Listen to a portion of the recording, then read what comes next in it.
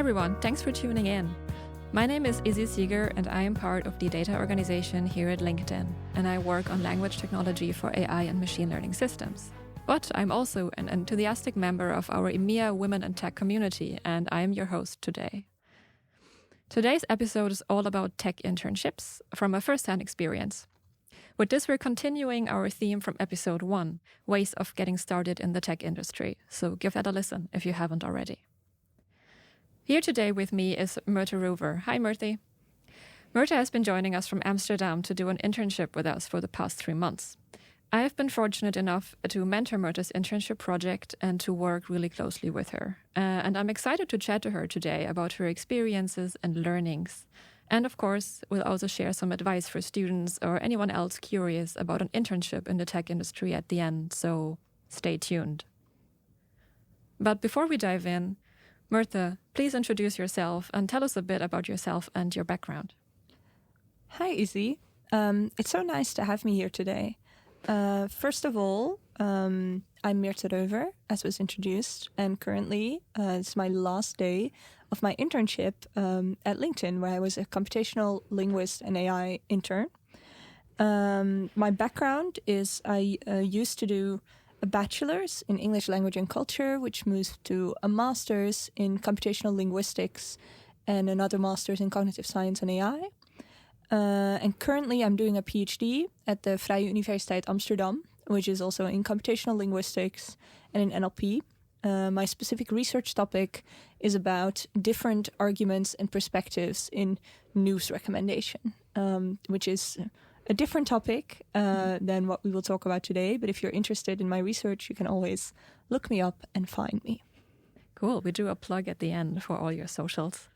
Thanks, Myrthe. So before we dive into the actual topic and the content of your internship, I want to start with your motivation. So what motivated you to pursue an internship in the tech industry in the first place? Yes. So my main motivation was curiosity, but also I wanted to see how a tech industry works with people who have my skills and my expertise. So a big thing in academia is that not many people can actually stay in academia in research careers. So getting promoted or getting jobs at higher levels is very competitive. And also the type of work is very specific. We will get into some of the specifics later, but I wanted to see if with the same skills I could do a more industry-related role, basically, that also interested me. So that was my main goal, to see if I would be interested in such a career. Cool. And we'll talk later about whether your expectations were answered. But practically speaking, so once you had your decision made up to pursue an internship, what were the actual steps that you took? Yes. So this is a very good question, because this was information that wasn't also available to me. But what I did, and again, this counts for me, so it doesn't have to count for everybody in all labs and all situations. But my steps were the following. I first had to talk to my supervisor about that I wanted to do an internship, how I wanted to approach this. Also because an internship means sort of a pause or a break in the PhD. My supervisor herself did an internship at Microsoft, so she knew a little bit about how this worked and how to do it. And also I had to talk to her and really align with her on what I wanted to do, because she needed to write some recommendation letters for some of my applications. So that was step 1.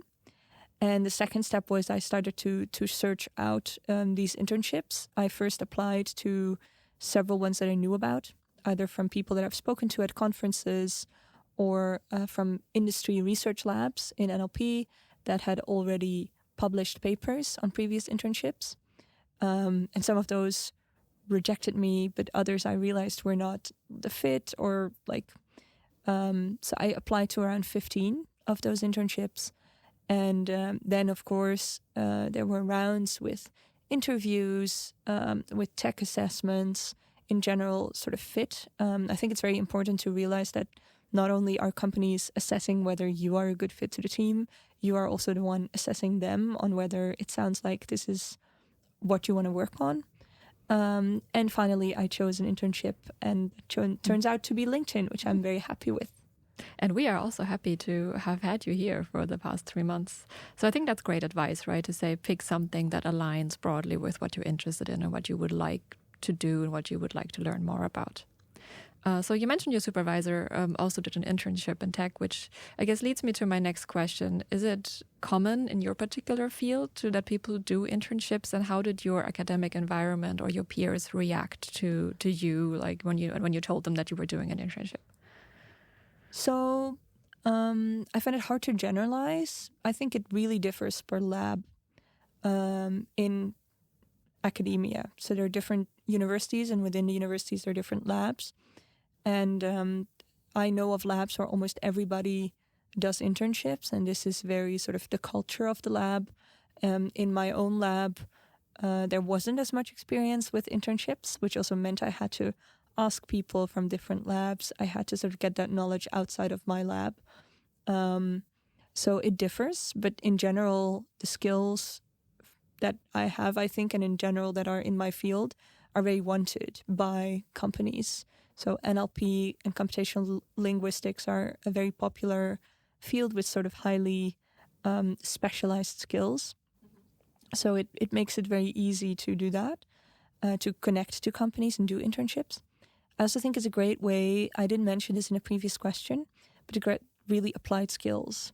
Because in academia, often the skills you get are more meta, and this is more sort of, you get to know how to apply your knowledge to a real setting. So I would say it's somewhat common. It's more common maybe than for other fields. So I can imagine that if you're in a field that's very far from tech, it will be much harder. And I can also imagine that if you are, I know several people who are really working on like chip development for GPU processes, and then it becomes even more then your work almost is already applied. So it differs. And how my peers reacted, many of them are very interested. So I think after I'm back in Amsterdam, I'll have many coffee meetings where they will ask me how it was and what I did. And I cannot tell them the details that I did, but I can give them a sort of general impression of the kind of work that I do, that I did here. So I think in general they're enthusiastic and they're interested. Also because my field is so like, I spoke to several ex-academics here at LinkedIn, and some of them said, I spent years in my PhD writing about tools, like translation tools or things that I made that only like 3 people in the whole world use. And here you can build tools and things that like will help millions of members, and that is very different. And that impact is very large. So I can see the appeal of it, of internships. Yeah, that makes sense, especially from an impact point of view.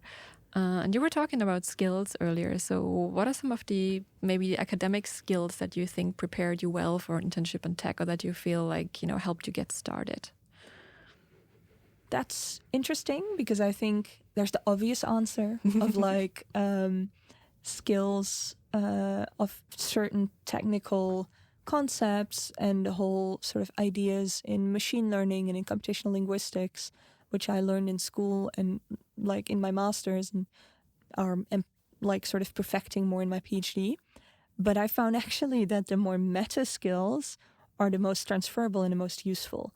So I think a PhD prepares you really well for sort of managing yourself and your own project, because you're basically like, no one tells you how to do it. It's like, this is your research goal, figure out how to and of course you get some supervision and also feedback and help in like writing papers, but it's not, you really have to sort of manage your own project. You work on your own, you have all the tasks you have to do by yourself. So I think these sort of project management skills are very transferable to being in an internship and being very proactive and being, okay, these are the things I need to do, this I need to focus on.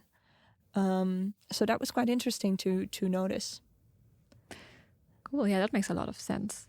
So once you got started, were there any particular challenges that you faced? I would say, I don't know if it's a challenge, but I think that a certain gap in my skills was in the presentations department.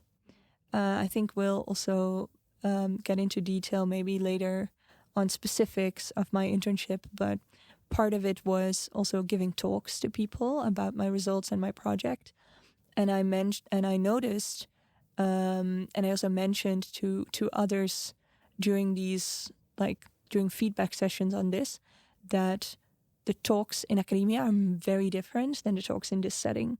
So in academia, the focus is also a lot on the research question, the process, while in my project, and I think in industry more widely, it's more about how it will be applied, and that's the thing you have to immediately focus on. How the impact will be is the thing you start with, and that different style of talking about also your work and also presenting your work was very different to me. Interesting. Yeah. I can definitely, from my own experience, relate is that if you don't start with the cool takeaway, you don't start with the result, people will lose interest quite quickly, and they care less. They will care more about the how once they learn about the why and the what.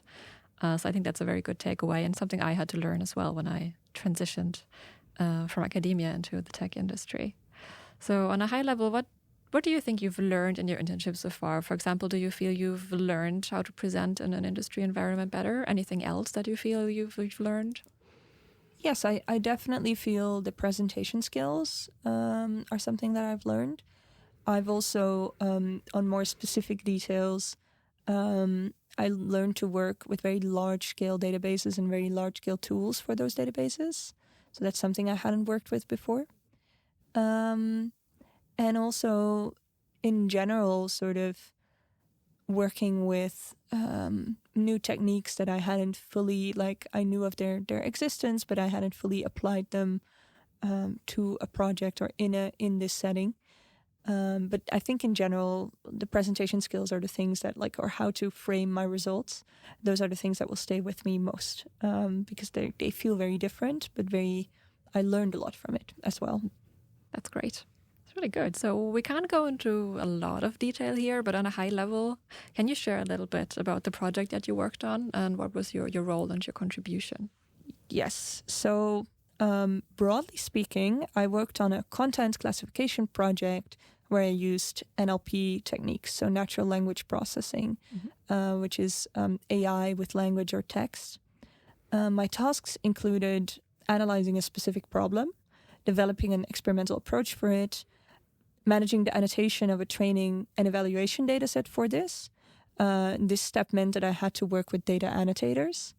And I designed a best performing model and reported the results and insights of the project within and outside of my team. What I found really interesting during my project is that I wore several hats. So what I saw around me is that in industry, many of the tasks are distributed. So one person focuses really on data set creation. One role is really more focused on model developing or model design. And then so everybody really has different roles. And I wore all these different roles and I got to see how other people worked in these roles. That was really interesting. So I basically worked on an entire pipeline from developing a concept to results in 3 months. And what I really liked about working with the people I worked with is that they had a great focus on careful evaluation, which is something I also care a lot about. So an unexpected match in the project. So that was great. That's very nice. So yeah, and we are happy that I think your team placement with us has aligned well with your personal and your academic interests in that way. Speaking of, so are there any differences that you noticed between, let's say, academic culture and work culture in the tech industry while working on your project? Yes, of course. I can only speak from my own experiences. And in both settings, I have limited experiences to different labs and teams. And I think it also strongly depends on which team you are in. But in general, I've seen some things that I think are different between academics and industry people working on NLP. In terms of workload, so I heard several people ask me if it was busier or less busy than my PhD. And I think that's not the right question. I think it differs in terms of peaks. So in academia, you have these high peaks where like all the conferences, for instance, in my field in NLP are in a few months. So within a few months, you're constantly submitting papers, revising papers, working on last minute results, presenting them. And these are like months where in my field, I see many people also working late in the evenings, especially right before a deadline, also weekends. So those are very high pressure moments. But then in the rest of the year, it can be much more lower key. And in some projects, you can spend months sort of thinking about what exactly you want to do and reading and sort of, so the peaks and the sort of more ebbs and flows. While here I felt there's less working consistently on evenings and weekends, what I see, but the workload is more consistently always. So you don't get these low moments also where you just get to tinker a bit with something, see if it works, just read a bit and see what happens. So that's a very different, like in terms of like workload spread. And then I also wanted to mention that one argument you often hear is the freedom one. So that in academia, you get to choose what you work on. And that in industry, this is much more chosen for you, what kind of projects you work on. And I feel this is a false distinction because in academia, you're also not as free to work on everything you want to work on. Of course, the freedom is a little bit more there, but you're also dependent on what you get grants for, what you can get published, what is interesting to others. And I feel here in industry, there was more freedom than I expected. Also how to get to your results, also what to investigate. So overall, the freedom in academia is higher.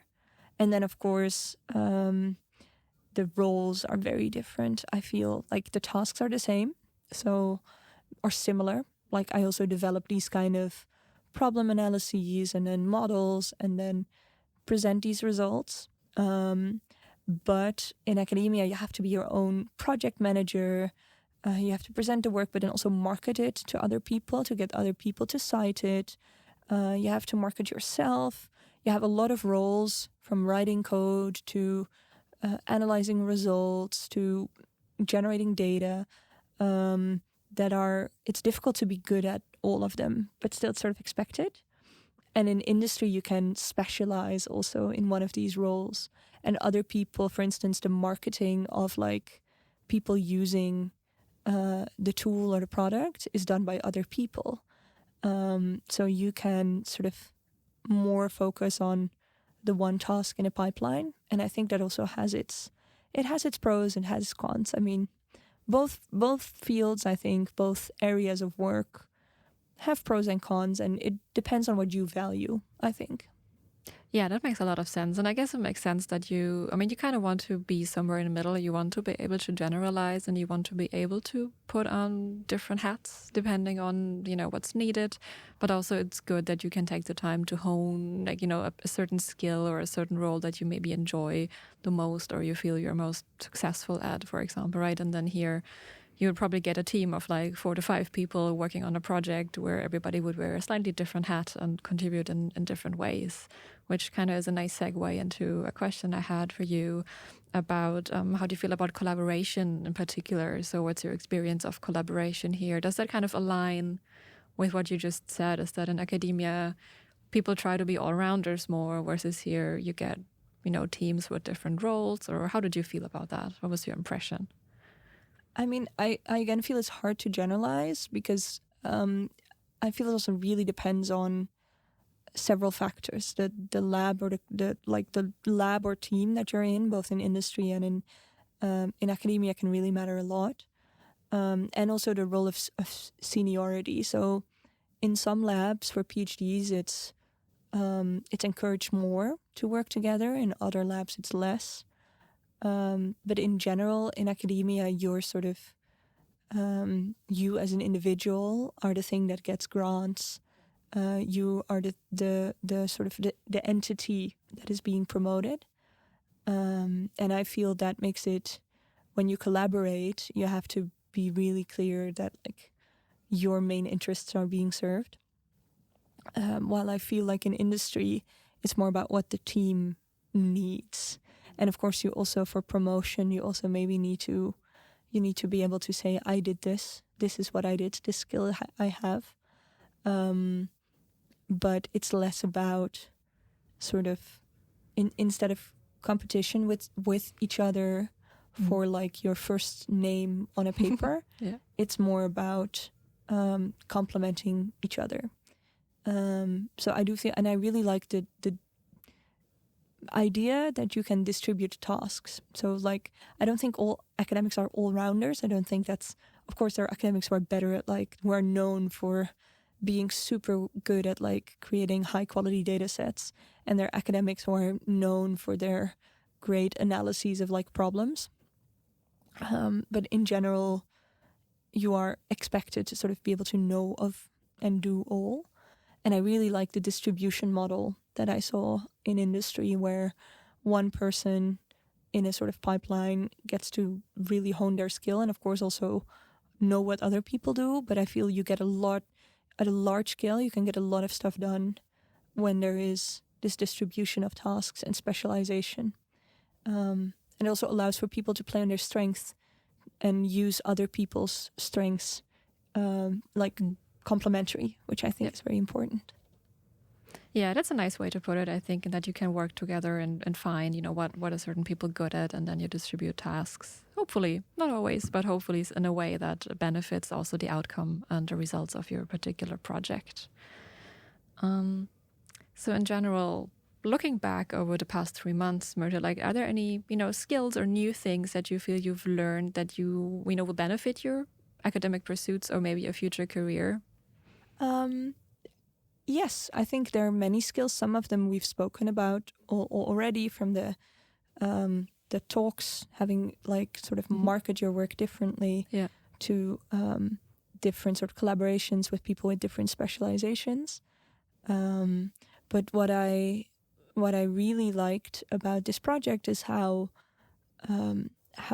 organized and how clear many things were. I think this is also a team culture thing. But the team that I found myself in was very organized. Also, I think because of the volume of work and sort of the large scale that things happen at. But that's a thing that I would love to take back to my academic projects. Sort of very clear organization, very clear project scope. Because of course the projects here have to be done at a certain timeline also, but they also have to be sort of scoped out well to have impact in a great way. So that's something that I definitely learned from here. That's very nice. And I take that as a compliment, and that our team is very organized. So we're about to move into our lookout or advice for others section, Martha. And based on your experiences, what advice would you give to students or other academics who are looking to do an internship in the tech industry? Yes, so I think what I would tell students is to find a team or a topic or company or industry that really aligns with your goals and what you want to learn. So when I was applying, I said before that I applied quite selectively because I feel it was important to me personally, and again, it can differ per people or per goal, to see if I could find interesting problems that I could work on in industry. So I found that for me to have an interesting career, I need to be sort of motivated by the work itself and the sort of overall goal. And I feel like I wouldn't get that, for instance, from a startup in the fintech field. And other people may get that, right? Other people may feel very, very inspired or interested in this work. But for me, it was really about I really liked the idea of working on online platforms. I really liked staying close to the computational linguistics foundation that I had. So I would say try to figure out your goals, what you want to learn, and why you want to do it. And then I think it also it gives you a better chance to get hired if you actually are interested, like you align well with the position. So it's better for also the whole process if you're really clear about what you want from this position and why this position. Yeah, I think that's a great takeaway, to try and pick something that aligns with what you're interested in. We said that before, because then it can also serve you in the future like better, and it will also help you be motivated and continue in that field maybe. So can you share a memorable moment or an achievement from your internship with us? Yes. So this is my last week, and I had my end presentation this week. And this was clearly a memorable moment because it felt like the hard work of the 3 months sort of came together in this moment where I could share the work with not only people of my own team, but also people of other teams. And it was just great to see how people with different roles, so also people who are more focused on products and people who are more focused on design, were there and could really help think about how to use the insights from computational linguistics and NLP in other aspects and other products. And that was really interesting to see. And I really liked that. And also it showed that I think I improved on the corporate presentation style that we talked about before. Yeah. So in more ways than one, I feel like this was a really nice ending of the internship. Lovely. And I was there, and I agree. You did a great job, and I think there's lots and lots of insights here that I promise you, will be using even after you're gone. So it will remind us of all the great work that you've done, and also of that last presentation. Is there anything else that you would like to share about your internship experience, or any insights you'd like to leave the listeners with today? I think what I mostly would like people to leave with is that it's very important to reflect on your goals and basically on your why. Why are you doing this? Is it that you want to learn something, like a specific skill, or you want to network with these specific people, or you want to sort of get known as someone who knows these kind of skills or these kind of jobs? And this can count for why you want to do an internship, but also why you want to do a PhD, or why you want to do anything, basically.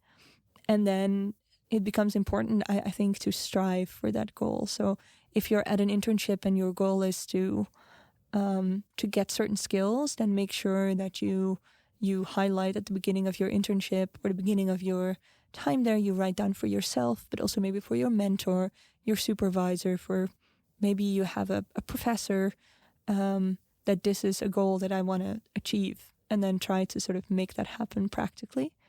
Because the most important is to align and reflect with your own goals. And also what is important to note is that sometimes other people with other goals may do other things, and you may think, oh, now I'm missing out because this person is doing a tech internship and I'm not doing that. So maybe that means I'm wrong or worse. But it can be that for your goals, this tech internship is not at all what you should be doing. So try to really think of your own goals and not to get clouded by just doing things because they have prestige or doing things because other people do them. Yes, so I think that is the most important thing that I want people to leave with. That's great. No, and I think that makes a lot of sense. Do it because you want to do it, not just because it will look nice on your CV, or you might have a miserable time and you don't even know why you're there in the first place. Lovely. Thank you so much, Myrte, for coming onto the podcast today and for sharing your experience with us. I think this was really valuable and hopefully insightful to everybody out there listening and thinking about pursuing an internship in the tech industry. So to you, our listeners, a huge thank you to you as well for tuning into the EMEA WIT podcast today. And I hope you've learned a few things about tech internships, and maybe it inspired you to pursue one yourself. You should be confident that your background and your unique experiences always can be an asset, and it's important to stay curious and focus on your goal. And with that, Izzy out.